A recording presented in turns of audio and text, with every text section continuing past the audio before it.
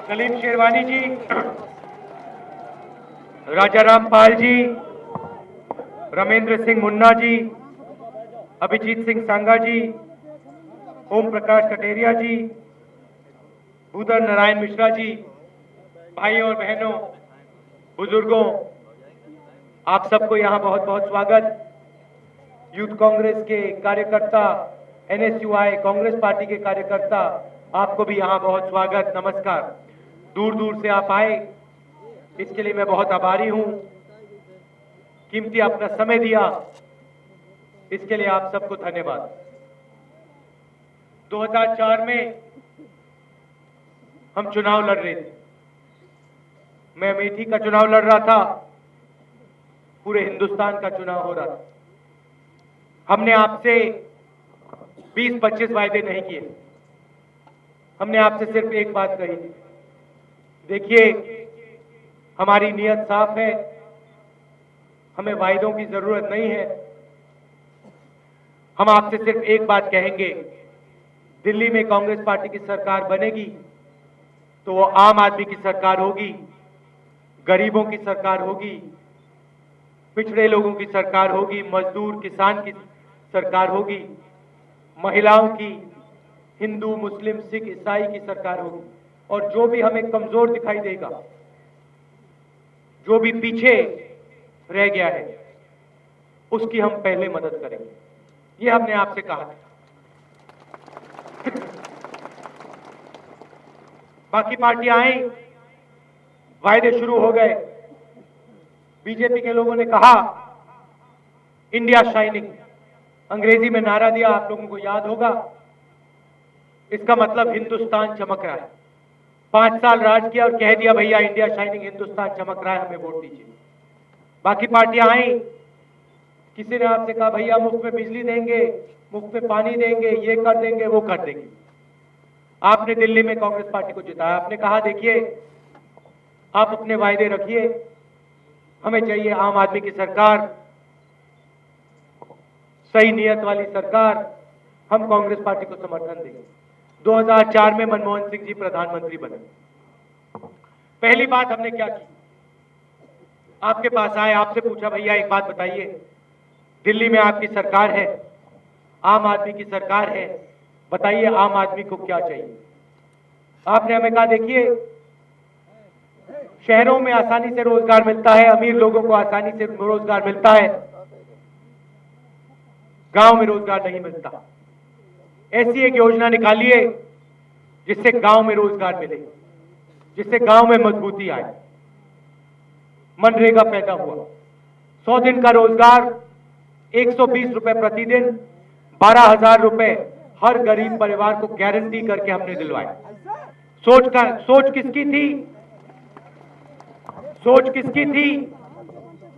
आपकी सोच थी। मनमोहन सिंह जी की सोच नहीं थी, सोनिया जी की सोच नहीं थी, राहुल जी की सोच नहीं थी। ये जो महिलाएं बैठी हैं, जो आम आदमी है हिंदुस्तान का, उसकी सोच थी। उसने कहा मनरेगा होना चाहिए, हमने मनरेगा किया। मायावती जी खड़ी होती है, कहती है भैया मनरेगा से किसी को फायदा नहीं होता। प्रोग्राम नहीं चलाया, आपके जॉब कार्ड छीन लिए, आपका पैसा चोरी कर लिया, और फिर कहती है भैया मनरेगा से किसी को फायदा नहीं होता। अब आप जाइए, आंध्रा जाइए, हरियाणा, दिल्ली, केरल, महाराष्ट्र, जहां हमारी सरकारें, छोटे से छोटे गांव में चले जाइए और ऐसी यहां जो महिलाएं बैठी हैं, वहां महिला से पूछिए बताइए मनरेगा से क्या फायदा मिला, और आपको बताएंगे देखिए पहली बार गांव में रोजगार मिला, सरकार ने हमारा हाथ पकड़ा, और पहली बार ऐसा लगा कि सरकार ने रोजगार को गांव में पहुंचाया। और यहां मायावती जी कहती है भैया नाटक है। हजारों करोड़ रुपए भेजे हमने, हर साल भेजते हैं। मुलायम सिंह यादव जी की सरकार थी, मनरेगा नहीं चलाया, हजारों करोड़ रुपए हमने भेजे, उनके लोगों ने पैसा चोरी किया। चुनाव का समय आया 2007 में, कहते हैं अब मैं बेरोजगारी भत्ता दूंगा।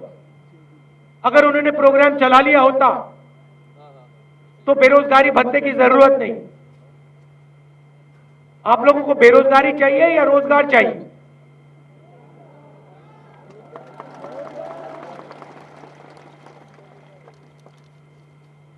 अब चुनाव आया है, मुलायम सिंह यादव जी ने वायदे शुरू कर लिए, मायावती जी ने वायदे शुरू कर लिए।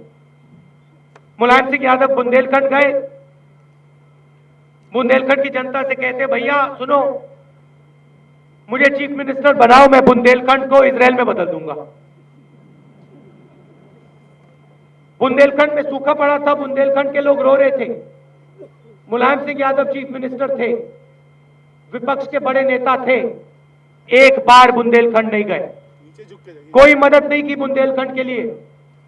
मायावती जी से मैंने कहा, ऐसे भाषण में कहा, मायावती जी आपकी जिम्मेदारी है, आप चीफ मिनिस्टर हैं, मैं विपक्ष का नेता हूं, एक काम कीजिए, अपनी आंखों से जाके देख लीजिए बुंदेलखंड में क्या हो रहा है।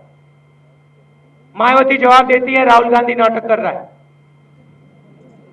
मैं गया वहां पे, बुंदेलखंड के लोगों ने हाथ जोड़ा, कहा कि एक काम करिए राहुल जी, समाजवादी पार्टी ने हमारे लिए कुछ नहीं किया, मुलायम सिंह यादव जी ने नहीं किया, मायावती जी ने नहीं किया, आप हमारी मदद कीजिए, हमें आप प्रधानमंत्री के पास ले जाइए।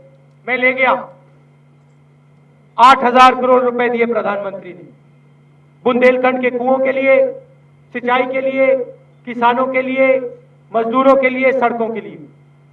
2 मिनट नहीं लगे, 2 मिनट में प्रधानमंत्री ने मुझे कहा राहुल ये हम काम कर देंगे। और यहां 22 साल से बुंदेलखंड के लोग चिल्ला रहे हैं और आपके मुख्यमंत्री कुछ नहीं करते। उसके बाद बुनकर आए हमारे पास, बुनकरों ने भी यही बात कही, राहुल जी आपने कर्जा माफ किया, किसानों को आपने 60,000 करोड़ रुपए दिए, बहुत फायदा हुआ हमारे किसानों को, बैंक के दरवाजे बंद थे, खुल गए, मदद की आपने। किसान रोज काम करता है, हिंदुस्तान के लिए लड़ाई लड़ता है, पूरे हिंदुस्तान को भोजन देता है, आपने उनकी मदद की, हम में क्या कमी है? हम भी काम करते हैं, हमारे ऊपर भी कर्जा है, हमारी मदद कीजिए। समाजवादी पार्टी ने हमारे लिए कुछ नहीं किया, बीएसपी ने हमारे लिए कुछ नहीं किया। हम मायावती जी के पास गए, उन्होंने हमें भगा दिया, ले गया प्रधानमंत्री के पास, 2 मिनट नहीं लगे, जो जवाब प्रधानमंत्री ने बुंदेलखंड के बारे में मुझे दिया, वही जवाब बुनकरों के बारे में दिया। ये हिंदुस्तान के लोग हैं, अगर यूपी की सरकार इनको मदद नहीं करेगी तो हिंदुस्तान की सरकार इनको मदद करेगी। और हजारों करोड़ रुपए कर्जा माफ किया, धागे पे छूट दी, 2 लाख रुपए लोन जो भी बुनकर चाहता है गारंटी करके सेंटर देती है, बुनकर क्रेडिट कार्ड दिलवाया। हमारा काम नहीं है, हम दिल्ली की सरकार चलाते हैं। बुंदेलखंड को देखना, बुनकरों, यहां यूपी के बुनकरों को देखना काम यूपी की सरकार का है। हम नेशनल हाईवे बनाते हैं, प्रधानमंत्री ग्राम सड़क योजना देते हैं, कर्जा माफ किया, बुनकर पैकेज दिया, बुंदेलखंड पैकेज दिया, स्वास्थ्य के लिए हजारों करोड़ रुपए भेजे, जननी सुरक्षा योजना के, हर अस्पताल के लिए भेजते हैं, हम भेजते हैं। जितना पैसा आप मांगते हो हम भेजते हैं। अगर आप 1 रुपए मांगते हो हम 2 देते हैं, क्योंकि हम जानते हैं उत्तर प्रदेश के बिना हिंदुस्तान नहीं खड़ा हो सकता। और यहां आपके नेता क्या करते हैं? कुछ नहीं, कुछ काम नहीं करते। 22 साल से वायदे चल रहे हैं। मुलायम सिंह यादव जी आए चुनाव का समय, कहते हैं भैया मैं सबको मुफ्त में बिजली दूंगा। 2007 में मैं एमपी था अमेठी का, अमेठी में लोग बिल ऐसे पकड़ के दिखाते थे मुझे, राहुल जी बिजली इस्तेमाल नहीं की हमने, 10,000, 12,000, 15,000 रुपए का बिजली का बिल आ गया, इसके के साथ हम क्या करें? यह सवाल उठता था। मुलायम सिंह यादव जी मुख्यमंत्री थे 3 बार, और अब चुनाव आ रहा है तो कहते भैया मैं मुफ्त में बिजली दूंगा। 22 साल से एक कारखाना नहीं बना बिजली का, कहां से आएगी बिजली? आसमान से टपकेगी क्या? तारे आसमान से गिरेंगी? एक तरफ जादू का हाथी, आमतौर से हाथी पत्ते खाता है, घास फूस खाता है, घूमता रहता है, ये लखनऊ में बैठ गया है, आपका पैसा खा रहा है, इन महिलाओं का पैसा खा रहा है। और दूसरी तरफ साइकिल, 3 बार आपने इस पर भरोसा किया, 3 बार इसका पंचर धड़ाक से हुआ, सब गिर गए ऊपर से उठ के। बीजेपी की तो मैं बात भी नहीं करता हूं आजकल।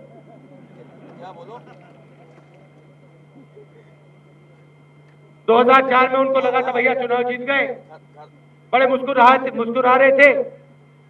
आपने उनको समझा दिया भैया नहीं जीते, जाओ फिर से देखो, फिर से कोशिश करो। गए 2009 के चुनाव में गरीबी शब्द का प्रयोग नहीं किया, आतंकवाद की बात की, बहुत सारी बातें की, गरीबी के बारे में एक शब्द नहीं बोला। ये जो गरीब महिलाएं बैठी हैं इनके बारे में एक शब्द नहीं बोला। 2009 में आपने उनसे फिर से कहा भैया ऐसे करो, फिर से जाओ, हम कांग्रेस पार्टी को जिताएंगे, मनमोहन सिंह को प्रधानमंत्री बनाएंगे। क्यों किया आपने? क्योंकि हम खोखले वायदे नहीं करते, हमारी नियत साफ, हमें वायदों की जरूरत नहीं, हमारा काम बोलता है। दिल्ली में हम 2004 में आए, मनरेगा, कर्जा माफी, बुनकर package, Bundelkhand package, Sachar commission, लाखों स्कॉलरशिप भिजवाई अल्पसंख्यकों के लिए, आरक्षण। वायदे नहीं करते। 2009 में बड़े वायदे नहीं किए थे, सिर्फ एक बात बोली थी भैया एक बात सुनो, आम आदमी की सरकार बनेगी, दिल्ली में गरीब राज करेगा, सीधी बात है। गरीब इस देश को आगे बढ़ाता है, गरीब को प्रगति के फल मिलेंगे, हम दिलवाएंगे, और करा हमने। और यहां पे बड़े बड़े भाषण होते हैं, वायदे होते हैं, 22 साल जाया हो गए आपके। आप मुझे बताओ 22 सालों में समाजवादी पार्टी ने, बीएसपी ने आपको क्या दिया, मुझे बताओ, एक बात बता दो, क्या किया? अरे बिजली दी, पानी दिया, किसान की मदद की, मजदूर की मदद की, शिक्षा दी, स्वास्थ्य दिया, तो फिर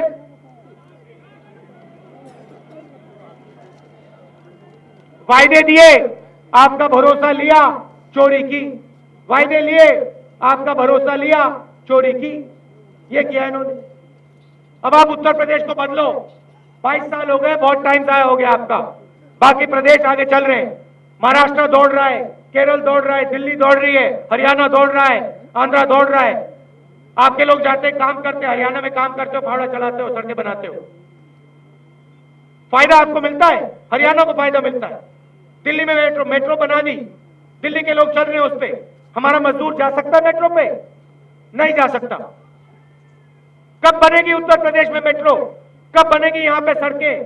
कब आएगी यहां पे बिजली? कब चलेंगे यहां के स्कूल? मैं बताता हूं कब चलेंगे, जब कांग्रेस पार्टी की सरकार आएगी, और अब आने वाली है। और जब आएगी आप देखना, यूपी खड़ा हो जाएगा, और 5 साल बाद जब चुनाव होगा, हम आपसे 20-25 वायदे नहीं करेंगे, सिर्फ एक वायदा करेंगे, आम आदमी की सरकार जो हमने चलाई वो हम फिर से चलाएंगे, और धड़ाधड़ वोट मिलेगा। आप दूर दूर से आए, खासतौर से महिलाएं, आपने अपना कीमती समय मुझे दिया, इसके लिए आप सबको बहुत बहुत धन्यवाद। आपने भरोसा दिया मुझे, ये मेरे लिए सबसे जरूरी बात है। मेरे पास आपके भरोसे को छोड़कर कुछ नहीं, और मैं कुछ और चाहता भी नहीं। आपकी लड़ाई लड़ूंगा, आम आदमी की लड़ाई लड़ूंगा, किसानों मजदूरों की लड़ाई लड़ूंगा, हर धर्म हर जात की लड़ाई लड़ूंगा। यहाँ युवा प्रत्याशी बैठ खड़ा हुआ है, इसकी आप मदद कीजिए, बाकी प्रत्याशियों की मदद कीजिए, जिताइए और लखनऊ में बदलाव लाइए। बहुत बहुत धन्यवाद, नमस्कार।